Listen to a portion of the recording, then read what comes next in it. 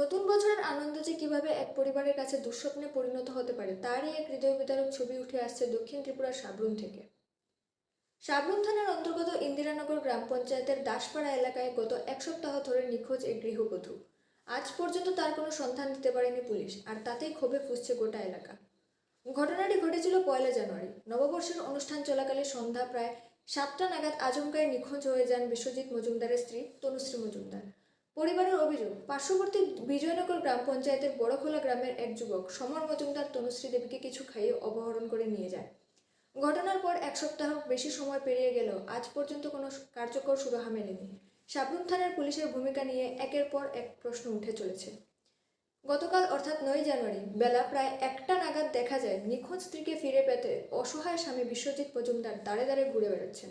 চোখে মুখে হতাশা, কণ্ঠে একটাই আবেদন, আমার স্ত্রীকে ফিরিয়ে দিন। এদিকে পুলিশের নিষ্ক্রিয়তার অভিযোগ তুলে দ্রুত তনুশ্রী দেবীকে উদ্ধারের দাবি জানিয়েছে গ্রামবাসী ও পরিবারের সদস্যরা। তাদের প্রশ্ন, এক সপ্তাহ পেরিয়ে গেলেও কেন এখনো কোনো অগ্রগতি নেই। এখন দেখার বিষয়, চাপের মুখে সাবরুম থানার পুলিশ আদৌ কি তৎপর হয়, নাকি আরও দীর্ঘ অপেক্ষার যন্ত্রণা। এই মুহূর্তে এটুকুই। পরবর্তী আপডেটের জন্য চোখ রাখুন আমাদের চ্যানেলে। সঙ্গে ছিলাম আমি মৌমিতা নাথ। ধন্যবাদ। আপনার নাম কি? বিশ্বজিৎ মজুমদার, বাড়ি কোন জায়গায়? ইন্দিরানগর দাসপাড়া। কি হয়েছে ঘটনা? 2024-এর 1 তারিখে বাড়িতে প্রোগ্রাম চলাকালীন সন্ধ্যার দিকে আমার স্ত্রীকে সমর মজুমদার কিছু একটা নেশাজাতীয় খাওয়াইয়ে পেটবোলা করে নিয়ে চলে গেছে। এরপর আমরা থানাতে ডায়েরি করেছি। ডায়েরি করার পর থানা কাছে অ্যাকশান নিয়েবে, কোনো অ্যাকশানে দেখতে আসি না। এর মধ্যে আমরা বাড়িতে সবাই চিনতে আসি। কালকে পরশু 2 দিন আমার স্ত্রী আমার কাছে ফোন করেছিল, শুধু কাজে আমাকে বাঁচাও, নাহলে আমি মারা যাব।